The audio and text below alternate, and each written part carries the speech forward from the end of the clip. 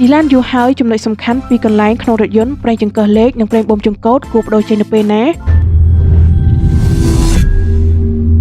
ការថែទាំរថយន្តដោយខ្លួនឯងជាកត្តាមួយដែលចាំបាច់សម្រាប់អ្នកប្រើប្រាស់រថយន្តគ្រប់រូបព្រោះមិនត្រឹមតែអាចឲ្យដឹងពីភាពមិនប្រក្រតីរបស់រថយន្តឡើយថែមទាំងអាចបង្ការពីការប្រើប្រាស់ទាំងរថយន្តដំណើរការមិនស្រួលនាំឲ្យអស់ថ្លៃជួសជុលច្រើនទៀតផងកម្រិតប្រេងម៉ាស៊ីននិងទឹកនៅក្នុងរថយន្តជាផ្នែកដែលសំខាន់ដែលអ្នកប្រើប្រាស់រថយន្តគ្រប់រូបគួរឆែកឲ្យបានញឹកញាប់យ៉ាងហោចណាស់មួយខែម្ដងពិសេសមុនពេលចេញដំណើរផ្លូវឆ្ងាយថ្ងៃនេះមកដឹងពាក់ព័ន្ធទៅនឹងការឆែកមើលប្រេងម៉ាស៊ីននានានិងកម្រិតទឹកដែលត្រឹមត្រូវនៅក្នុងរថយន្តរបស់អ្នកគ្រប់គ្នា1ប្រេងចង្កឹះលេខរថយន្តប្រភេទថ្មីភាគច្រើនមិនមានដែកវាស់កម្រិតប្រេងចង្កឹះលេខមកជាមួយទេជាហេតុនាំឲ្យគេត្រូវការយកវាទៅយានដ្ឋានដើម្បីមើលកម្រិតប្រេងចង្កឹះលេខប៉ុន្តែបើរថយន្តរបស់អ្នកមានដែកវាស់កម្រិតប្រេងចង្កឹះលេខនោះអាចរកឃើញនៅខាងមុខចំពោះរថយន្តប៉ុងមុខនិងខាងឃ្លុបក្រោយសម្រាប់រថយន្តដែលប្រើប៉ុងក្រោយដើម្បីពិនិត្យមើលកម្រិតប្រេងចង្កឹះលេខគេត្រូវបញ្ឆេះរថយន្តហើយដាក់ចង្កឹះលេខទៅអក្សរពេមានដែកវាស់កម្រិតដែលមានក្រិត2បង្ហាញថាពេញឬក៏កម្រិតទាបដែលប្រេងចង្កឹះលេខគួរស្ថិតនៅចន្លោះក្រិតទាំងពីរនេះប្រេងចង្កឹះលេខគួរបដូរចេញរៀងរាល់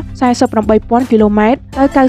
96,500 គីឡូម៉ែត្រម្ដងប្រេងចង្កឹះលេខភាគច្រើនមានពណ៌ក្រហមផ្កាឈូកឬពណ៌ត្នោតខ្ចីប៉ុន្តែបើសង្កេតឃើញវាមានពណ៌ត្នោតចាស់ឬមានក្លិនឆ្ងៀមនោះប្រកាសណាស់ដល់ពេលដែលអ្នកត្រូវបដូរវាចោលហើយ2ប្រេងបូមចង្កូតមុនពេលឆែកមើលកម្រិតប្រេងបូមចង្កូតអ្នកគួរតែបញ្ឆេះម៉ាស៊ីនហើយបង្វិលចង្កូតទៅឆ្វេងទៅស្ដាំឲ្យដល់កន្លាក់វាសិនសំពន្លត់ម៉ាស៊ីនហើយត្រួតពិនិត្យកម្រិតប្រេងធុងប្រេងបូមចង្កូតអាចមានដែកវាស់កម្រិតប្រេងមកជាមួយស្រាប់ឬក៏មានត្រឹមគម្របដែលអាចមើលពីចំណុះនោះថាវាត្រូវតែថែមឬអត់តាមកម្រិតរបស់វានៅលើធុងនោះយ៉ាងណាមិញចំពោះការផ្លាស់ប្ដូរប្រេងបូមចង្កូតនេះមានការអះអាងខុសគ្នាដោយជាងខ្លះថាគួរបដូរចេញក្នុងចម្ងាយ 48,200 គីឡូម៉ែត្រឬ2ឆ្នាំឯខ្លះទៀតថាចាប់ពី